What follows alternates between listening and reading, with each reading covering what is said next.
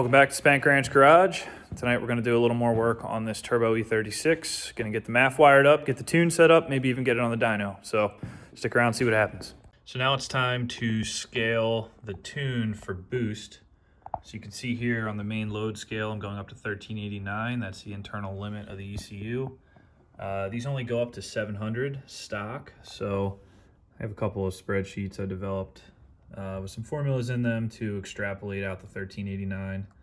I can copy and paste back and forth between ROM Raider and Excel because I find it easier to work in Excel. Finally, we have the spreadsheet here that you can download online. Someone on ROM Raider made it. It's been revised many times. This is version 12.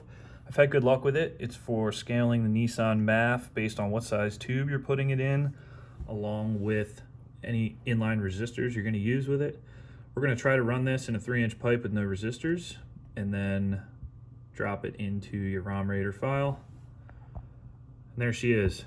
So if I need more flow, I'm going to have to pull the full file off this car and convert it to 2048 mode, which doubles the MAF capacity, and then rescale everything from there.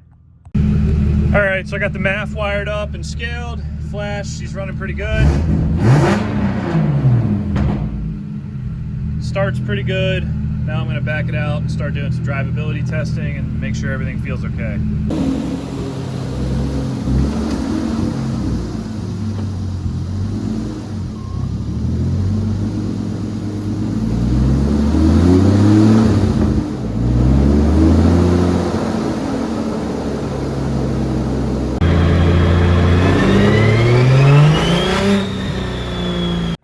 At this point, I have it running and driving fairly well, so I'm writing another revision to add a little more fuel under boost so I can start to roll into boost. And I want to make sure this thing's nice and rich with conservative timing, make sure everything holds together. We'll see where it goes.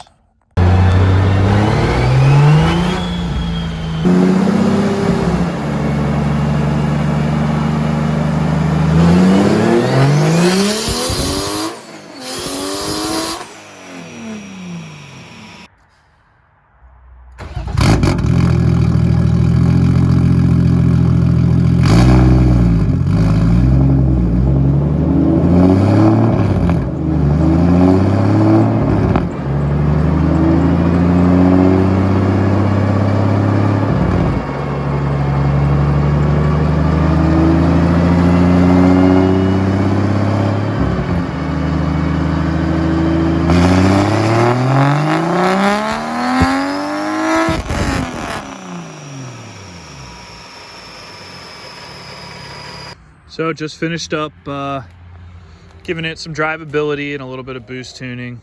She's running really good. I didn't put the MAF wires totally together yet. They're just kind of crimped on there temporarily because I'm not sure if I'm gonna have to put a resistor in this yet. So I wanted to get a couple pulls under my belt, see where we're gonna level out with the load.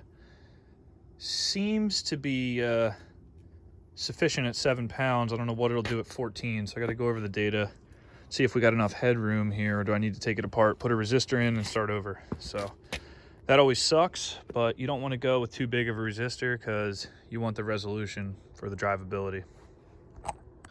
So I'm reviewing some data from a 4th and 5th gear pull. Right here in the white is MAF voltage, and I'm pegging it 4.96 volts. So that totally sucks. I am going to have to put a resistor in this. Honestly surprised it's pegging it this early.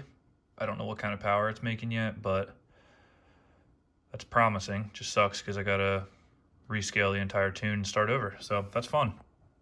She is very loud, and it's about 8 o'clock out here, so I'm probably gonna call it a night for tonight.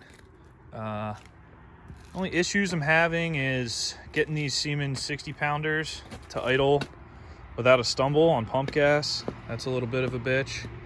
And then I think I'm getting some reversion on this MAF, or something strange is happening because my load is higher at idle than I would expect it to be, but looks great everywhere else compared to some of the other cars I've done. So I'll have to play with that, but for a drift car, man, she drives good. So I think tomorrow I'll get a little more time on the dyno. We'll hook up the computer. We'll start making some power numbers, dial it in the rest of the way.